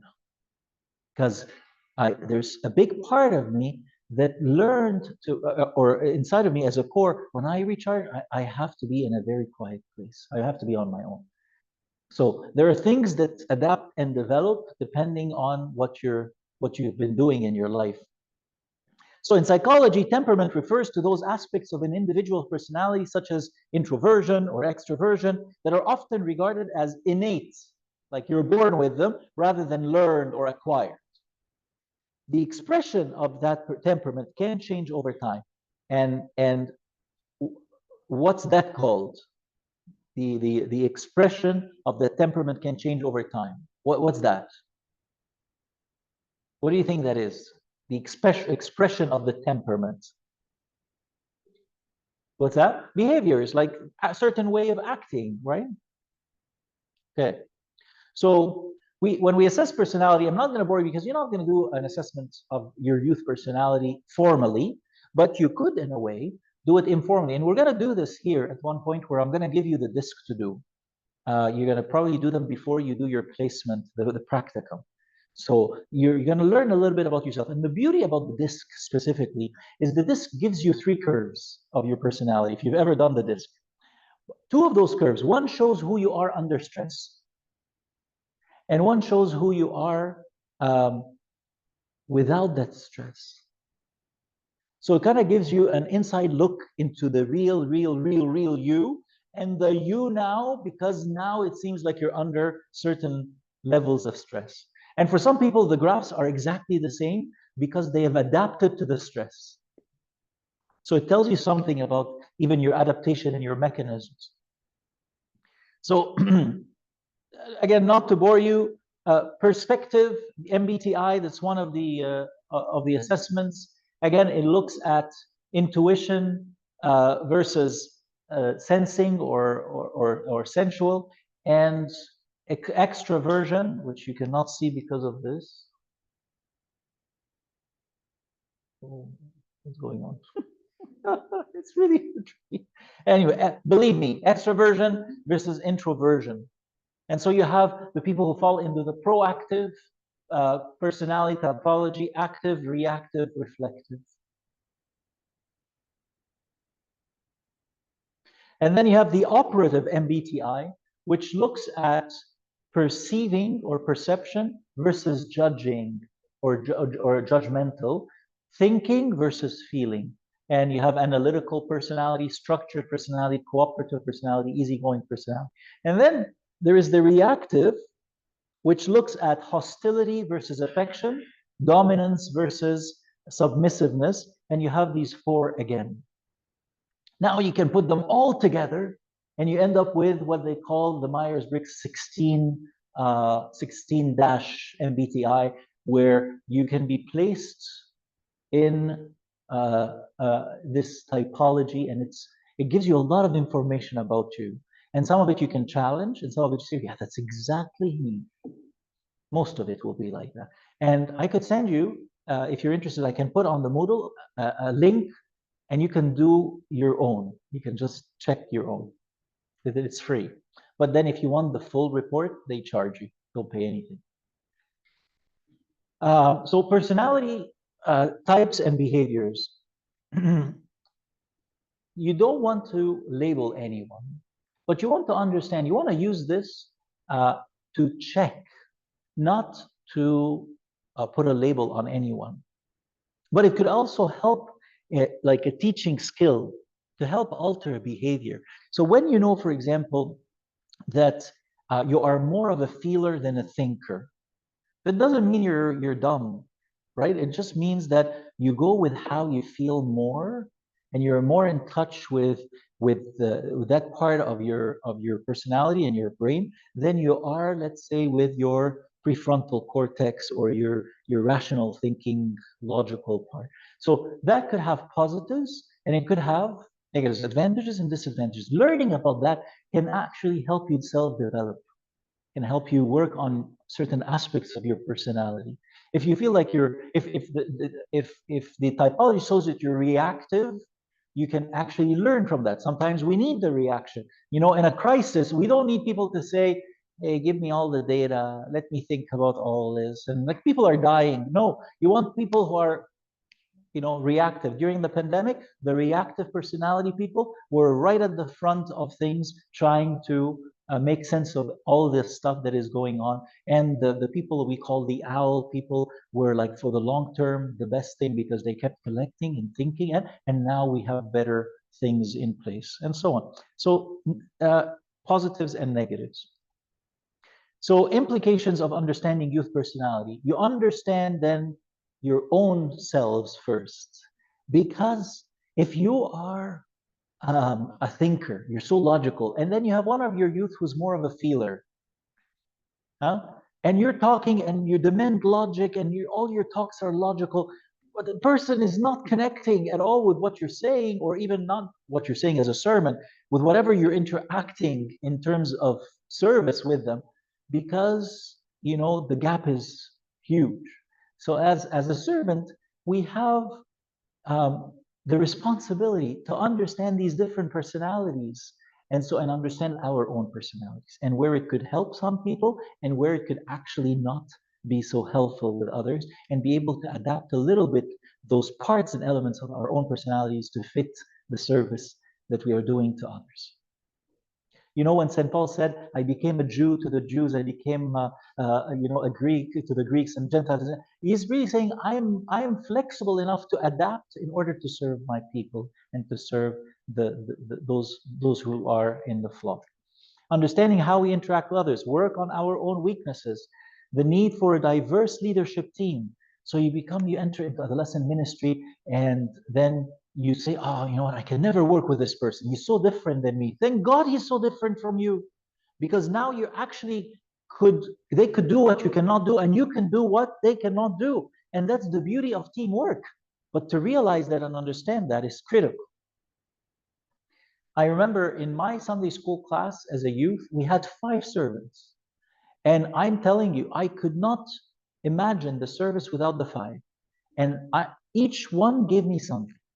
And I would go to this person when I needed X, but I would go to that person when I needed Y. But they complemented each other so well. And the fact that they were so different was an advantage to us as kids, and not a disadvantage. I think it was Abuna Anthony yesterday who spoke about diversity versus division, right? And uniformity versus unity, right? You remember that? Those of you who were not there yesterday, tough luck. It's a bad luck for you. You missed a wonderful day. How many of you were here yesterday? Okay, for those of you who are not, I can send you a link, because it was really good. Okay, so anyways, the adolescent adjustment is something that you can pick up in your readings. But I want to move into Matthew's scenario. Basically, adolescent adjustment is because of the needs, because of the pressures, because of the expectations, and because of the defense mechanisms, they begin to adjust somehow. And look at Matthew. Matthew is a 13-year-old immigrant to Canada. He is reporting some difficulties in spoken and written English, and finds himself roaming his new school all by himself. He has been made fun of by his peers because of weird-looking lunch. He probably was drinking molokhaya that he brings from home. Both his mom and dad are very kind people. However, as new immigrants, they have been quite busy with casual jobs, and varying work shifts, trying to make ends meet. John reports missing his friends. It's really Matthew. This is a typo of names. Matthew reports missing his friends and family back home and began to be a lot more quieter and isolated than he was in the past. What would be your concerns about Matthew?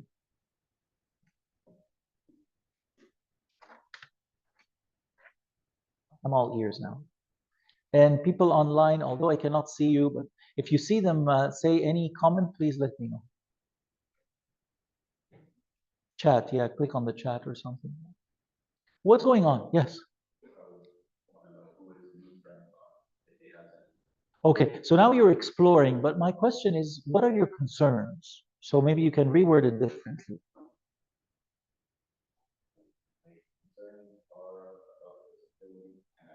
Okay, so I'd be concerned and wondering about his ability to connect. Yes?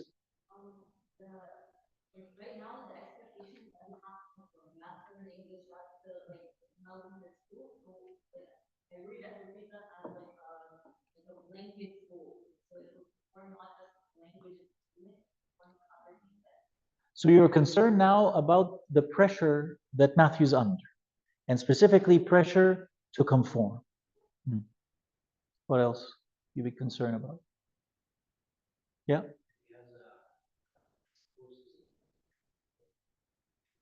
Right. Does he have a support system? You've seen the movie Inside Out, the first one, right? Remember what they were talking about, these platforms that get built in childhood and later on they get all shaken. So you gotta find a stable place where the child can stand on, or else the person is gonna be multicolored. They're gonna be chameleon, trying to fit everywhere, right? Yeah, so stability, support, very important. No wonder the community here is so helpful, right?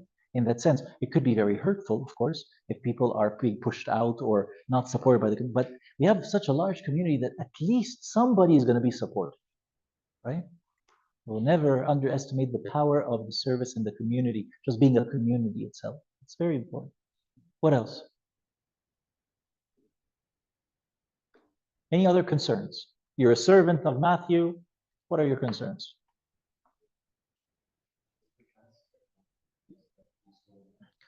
I'd be looking for some defense mechanism. And remember, they fall under two categories: avoidant and attack.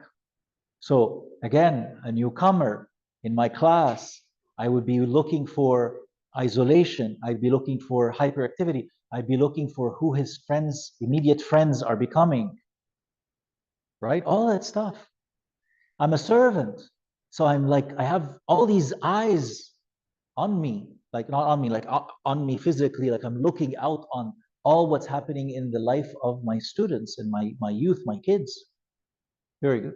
So you can now understand, why are we learning about personalities? Why is your textbook going deeper and deeper into this as you read? Why do we need to understand the needs, basic needs of adolescents, the pressures they're under, their defense mechanisms, and being able to know the defense mechanisms? When you know them, you will see them. You'll see them in you, and so you can actually work on you, and you'll see them in others, so you can actually help others, express themselves in a healthier way. Now I'm going to shift gears, as I told you I will, and I'm going to speak about counseling.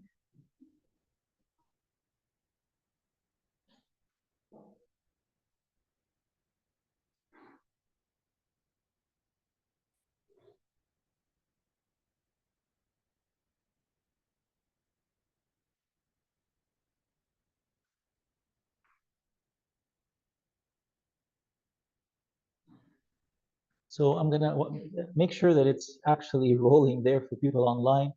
People online, just send an emoji if you're still with us, with a thumb up. One is out there, others are watching a movie somewhere. Two, okay. Can you see this online or not? Okay, so now I go here, I go there, I go here, share.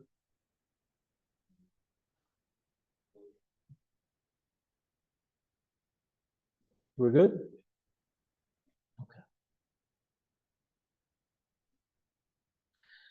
So now, everything we do now is also very important when we sit one-on-one with our youth and start to counsel them. And I'm not talking about formal counseling. None of you are going through this YMCP become counselor, but you're going to use elements of counseling, as Abuna Butros spoke to you about empathy, the question cube, how to evoke feelings and how to evoke thinking and all that. You're going to use these elements when you're sitting naturally with youth and talking with them. But I want you to keep this model in mind because it's going to give you some sort of a framework. When a youth comes to you and says, I'm feeling very anxious and she's crying and what's going on? Well, I just lost my boyfriend, and you're a servant who wants to tell her no boyfriend, huh? But you have to understand, she's not telling you should I have a boyfriend or not. She is coming to you and she's all devastated. She's very sad, very down, hurting, and all that. And she's coming with an emotional issue. She's anxious and she's sad and she wants to talk to you, and it's affecting her life. And maybe her parents even came to talk to you and say, "Hey, I want you to talk to Elizabeth because she's skipping school. She's not going to school, and Elizabeth is very sad. She's been spending a lot of time in her room lately. She doesn't want to eat with us, and she's not she's just feeling down, and the parents have no idea what's going on. Like she hasn't told them that she lost her boyfriend and so on and so forth. So how do we approach this whole counseling? I'm going to give it to you in phases. The first phase is called the connect phase. So often people jump to solving. You don't need to solve, okay? Let me tell you this. People are capable of solving their own issues. You got to trust in what God has put inside of us. Okay, we're very resilient. All we need is guidance. All we need sometimes is someone who hears us out. So the first phase is you got to connect with Elizabeth. That's the connect phase. And I give you an acronym called solvers. Solvers, this is an acronym for what you see here: squarely, openly, and so on. So first of all, you've got to turn your body, your physical body, towards Elizabeth, right? You have to make sure that the distance is comfortable enough, okay? And you turn squarely, you look at Elizabeth straight in her eyes, looking at her. You're not like sitting like that, or like you're on your phone and say, "Yeah, what's going on?"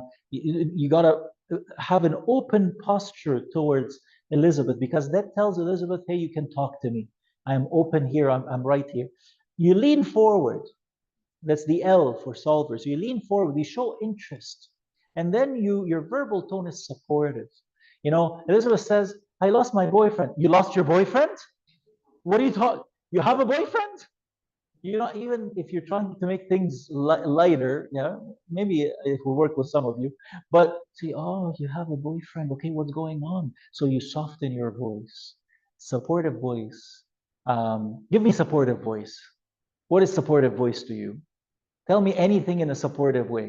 "I am Elizabeth, and I just lost my boyfriend." Yeah, so see, "I'm sorry to hear that." Okay, but you see how soft this was? It was soft. You got to change the pitch in your voice.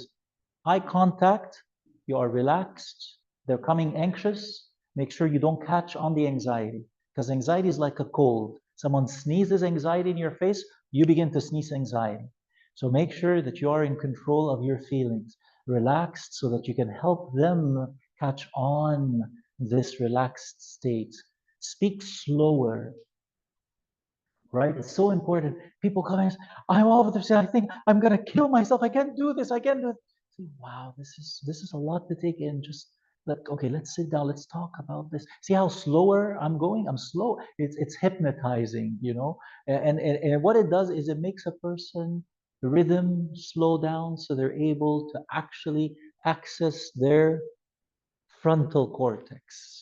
Because when someone is all this and they're activated, they're very much in touch with some sort of memory, some sort of like what we call a triggered existence. Like I'm in a triggered state, right?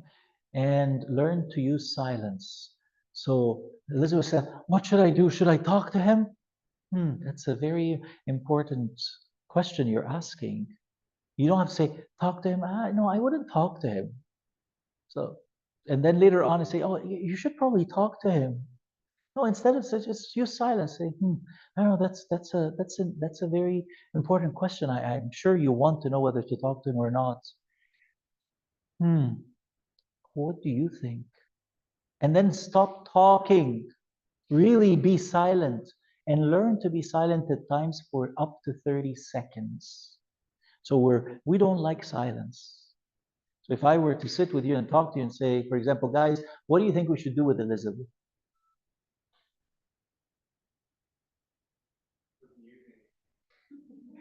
So he broke the silence. That's good.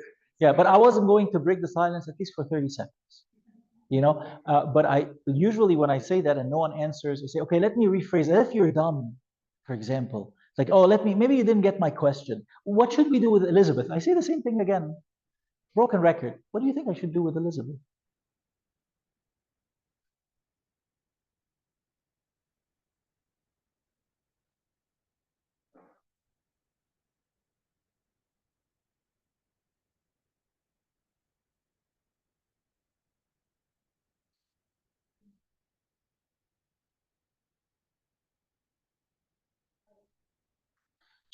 She broke the silence, right?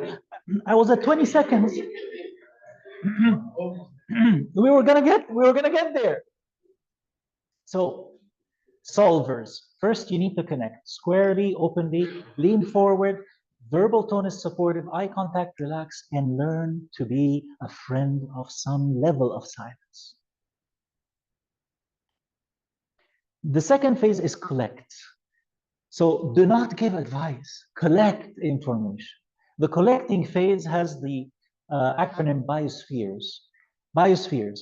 B for behavior. Oh, you lost your boyfriend. When did this happen? Well, it just happened the other day. What did you do when that happened? What did you do? Do action. So collect. So question, what did he say? What did he do? Then intellectual. And what are you thinking? Okay, what are some of the thoughts that are coming to you? Well, I can't keep a boyfriend. This is my 10th boyfriend. And Elizabeth is only 14. And she's ran to these boyfriends in like 3 years now. Which is normal. Like really normal in the sense that at the age of 10, you're not going to keep a boyfriend for more than 1 week. Okay? The guys don't stay for longer than that, at that age. Organizational. So when this happened, what happens? When you thought this way, what actually ended up happening? So you're trying to organize what's going on. You're not understand the organizational thing. Spiritual, asking spiritual questions.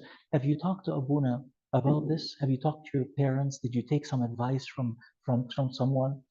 Physical. How does it feel for you to have, when you feel like very anxious? I could see you cry. So I can't, you know what? I feel sick to my stomach, right? Also physical. Yeah. So, someone, let's say, like in this case is Elizabeth. So let me talk about Elizabeth. What if Elizabeth, who is 15 or so or 14, what if she's on her period? What do you think? How do you think she's going to be being on her period? Exactly. More emotional and more dramatizing, right?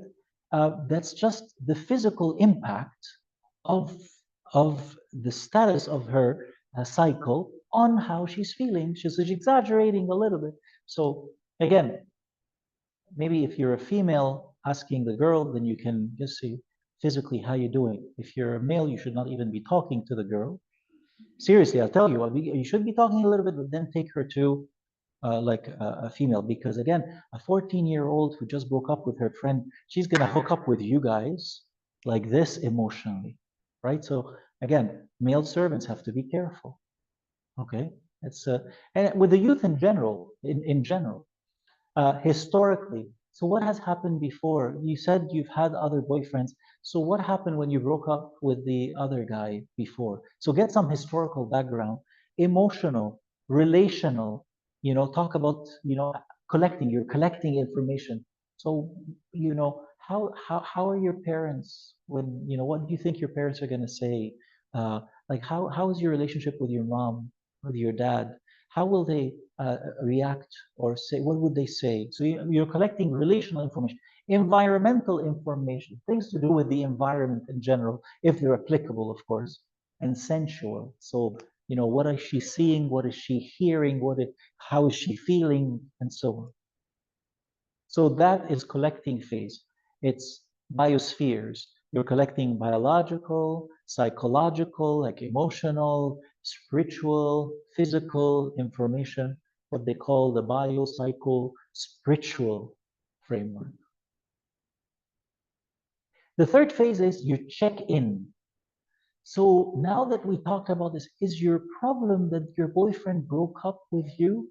Or is your problem more that you are the one, like he is the one who broke up with you? Or is it because now you don't have a boyfriend?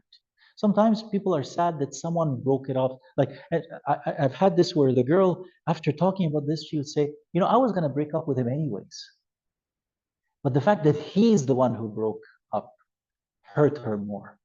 So now you're checking, you're testing hypothesis, you're testing your hunch on what's going on.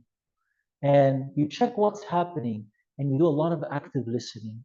Active listening means you listen to what they say and you paraphrase it back. And then you check, is that what you said? Is that how you feel? Is that what you mean? Okay. After the check-in phase, you can enter into what we call the creative phase. So now let's do something about this. But see, it's phase what? 4. Phase 1 was connecting phase. Phase 2 was collecting phase. Phase 3 was check-in. Phase 4 is trying some creative stuff. So doing something creative to intervene. Have you tried to write down all your feelings on a piece of paper? She's coming, she's anxious, she's devastated, and she's all over the place. But now, by the time you spoke to her for maybe half an hour, she's calmer a little bit more. She's more collected in terms of her thoughts. She's expressing herself different. She's not crying as much, and she could be crying again and then not crying. And but now you can come into, okay, what do you think would work? Like, what is it that you need now? So reflect, reverse, and review. 3 R's. Reflect, reverse, and review. So how would we reverse the situation? Do you want to go up to your boyfriend and talk to them? No, I don't think I want to do that. Okay, I'm just so what do you think can help? Do you want to think about what we talked about again? How about if you reflect, write this down, go talk to your father of confession, come back and let's talk next Friday. See that? I'll check on you in the midweek and we can talk a little bit more.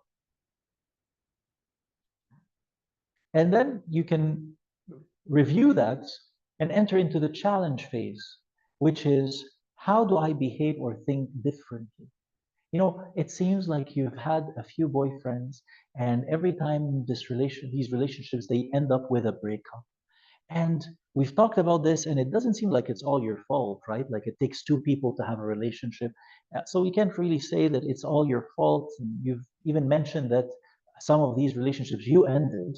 So you take from what's being said, and then you begin to challenge a little bit. So how is it that I can behave differently so that I feel better about myself? Because you've identified through the collecting phase, it wasn't really the boyfriend thing, it was more her need to be loved and cared for. So then you're not going to talk about the boyfriend anymore, you're going to talk about the stuff that is deeper. So you look into the house of the person, we call it the house of the person, and you challenge.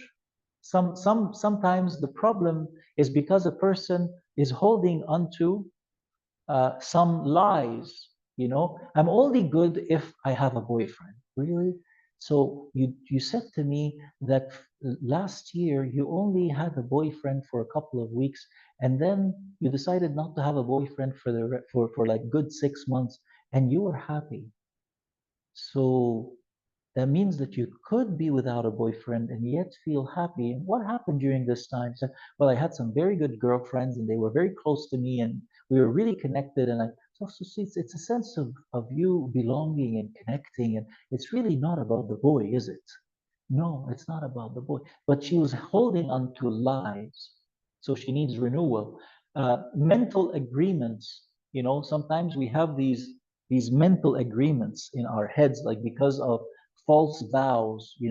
I promised my parents that I will not have a boyfriend, but for some reason I keep having these boyfriends, and I feel that I have to lie to them, and I always feel like I'm in the wrong, and I'm hiding, and there's a whole bunch of stuff. It's not the breaking up. The breakup was a trigger, right? Sometimes it's sin. Like this girl, for some reason, when she was with the boys, she made some stuff, and she's not very proud of herself, and she feels dirty and not clean, and all this stuff that we in the church we clean up. This is the business of Jesus Christ, right? Like what he does is he purifies and cleanses, right? He doesn't call righteous. He calls people who are sinners, and he makes them righteous, right? So then there is a sin that she needs to repent from. She's carrying a burden for many years. And now and then I get someone says, Abuna, pray for me so that I can grow in relationship in my confession with you, because there is a sin I want to really mention. I haven't been mentioning. Oh, sure. I'll be praying for you. No worry. No worries. It will happen. It will come. And so, but there is something that if not repentant, it keeps unburdening the person. And there is unforgiveness. I've never forgiven my dad for the way he treated my mom and me. Now, always looking for love from someone else. I always want someone to really show me that love. And I hold my dad accountable, not forgiving him. And that is the core of why this girl has been having 10 boyfriends in the last 3 years, right? So there needs to be a release. We need to let go and forgive. Then there is phase 6, which is come along phase. So now we've talked for a few weeks. Things have been starting to change. I've been going out with this girl. I'm a female servant, and I'm going out with this girl, and we've been connecting and talking. What has changed? I remember when you came to talk to me, Elizabeth. It was a couple months ago, and you were really distraught and you were really upset. But I see you different now. I see you're coming every Friday. I can even see a smile on your face. We've been going out, we've been talking. What has changed? So you as servants must believe in change. Must believe in change, and therefore increase the talk about change. Because if we only speak about the problem, then we're not going to help people get out of the problem. You get what I'm saying? You have to change your narrative, the words that you use. You must be believers and advocates of change. So you say, what has changed? Well, I don't think anything really changed. I would say, so not really changed, but you think some changed. Do you see what I just did? So someone says, I mean, nothing changed. I say, oh, okay, well, nothing changed at all, nothing changed. Well, in a way, is a good thing. So nothing became worse. So how come things were stable and did not become worse? Can you tell me about that? And how is very important. We should not be satisfied with someone saying, Abuna, everything is good, I'm great, a miracle happened. So it's great a miracle happened, but I know how God does miracles. And in all the miracles we've heard, he's used something physical, right? Either a touch of the hand, or muds, or holding someone, or telling the disciples to pass on the food. So the how is very important. Why is the how change happened? Why is it important? Why should you, as a servant in some level of counseling, should enlarge the story of how?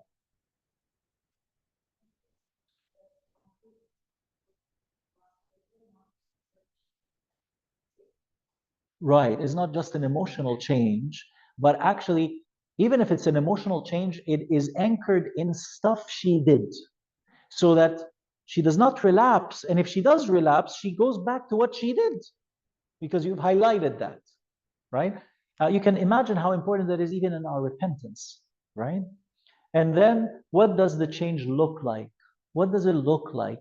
You're smiling more. Okay, what else? What's going on? Well, you know what? I've been nicer to my parents. I think I'm just connecting better. What else? So you know what? I've been interested in connecting with my girlfriends more, and we've been going out. What does change look like? To someone says, everything is better now. Okay, that's wonderful. Thank God. Yes, hallelujah. It's like, what is better? What does better look like? Again, I am anchoring the person into actions, tangible, concrete matters that can be repeated if needed. And then phase 7 is closure phase. Khalas, we're not going to keep talking about this boyfriend thing and this matter forever. So that's wonderful, that's great. But how we do closure is very important, because when we do closure, we don't say, okay, now we're not going to talk. Say, you know what? This sounds like it sounds almost like you grew or something has changed more positively in your life. I'm proud of you. I'm proud of you. I actually, as if I'm writing a letter to the person, but I'm verbally saying it and say, I've seen you change this way. You told me that. I've noticed this. And all this reassures the person that they've moved forward. You can even ask them to write a letter call it a letter of recognition of a change in their life, or a letter of gratitude, a letter to God saying, God, thank you, because through your grace I was able to do this, this, and that, and things have changed. Now, in that closure, what you're doing is you're really propelling them with a process in hand that they can use on other matters that come their way. Get that? So, general model of counseling has, as you've seen, how many phases? 7 or 8? 7. What's phase 1? Sorry. What's phase 1? Connect. Now phase 2? Collect. Phase 3? Check in. Phase 4? Huh? Creative solutions, yes. Phase 5? You challenge, yes. Because when a person is in conflict, usually they have incongruities, things that are not matching up, right? Phase 6? Coming along. Phase 7? Closure or resolution. Very good.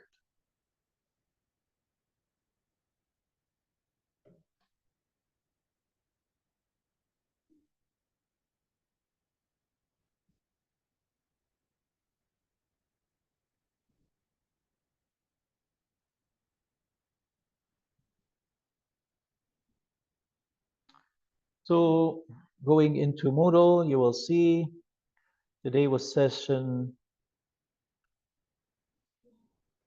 sorry, no, this is the last year. So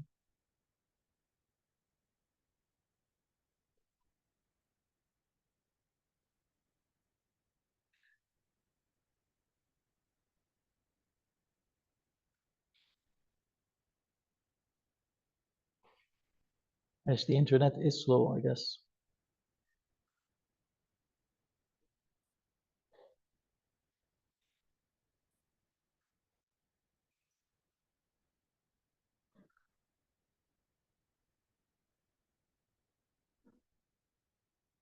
So today is November 3rd. So you'll see a PowerPoint on dynamics of adolescence. You'll see another one on personality adjustment.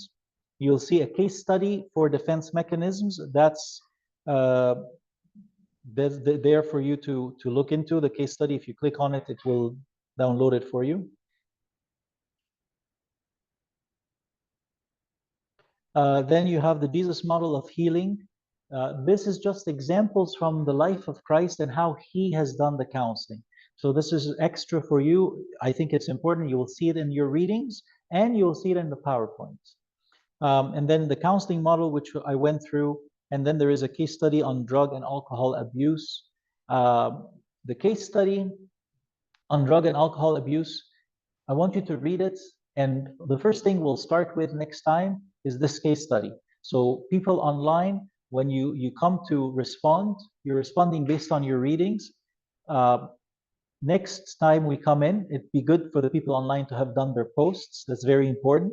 And then we'll come here and start. I'll talk about drug abuse in general and drug use and abuse and do some teachings on that. And then we'll pick up the case study and we'll discuss it together. And then after that, we'll talk about the anxious adolescents or anxiety, and then we'll do suicide management. And how do we manage and intervene when someone comes and says, I want to kill myself? Or when you sense that someone might actually be planning on doing something to themselves. So we have an obligation as servants to be able to fish that out and call for help, or try and manage part of it and call for help. And we're going to talk about that. And with that, we finish up the course, the first course. Feel free to text me or email me any of your feedback, or reach out to Ayman over the same to let us know. And there will be a formal feedback for the course that you must complete before the next course. Must complete before the next course.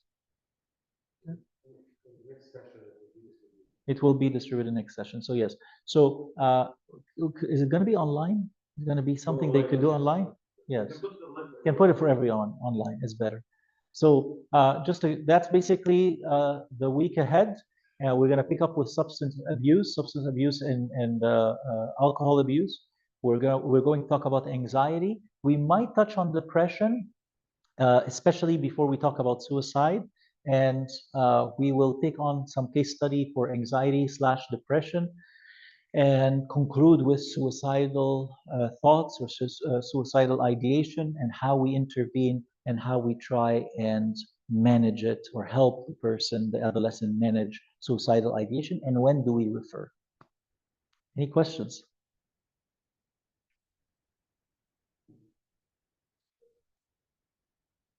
We're all good? Very good. Let's close with prayer. Lord, make us worthy to pray with all thanksgiving. Our Father who art in heaven, hallowed be thy name. Thy kingdom come. Thy will be done on earth as it is in heaven. Give us this day our daily bread. Forgive us our trespasses, as we forgive those who trespass against us. Lead us not into temptation, but deliver us from the evil one. In Christ Jesus our Lord, thine is the kingdom, the power, the glory, forever and ever. Amen. So I want to thank the people online for being with us and being patient with technology, and the same for you for being patient with technology.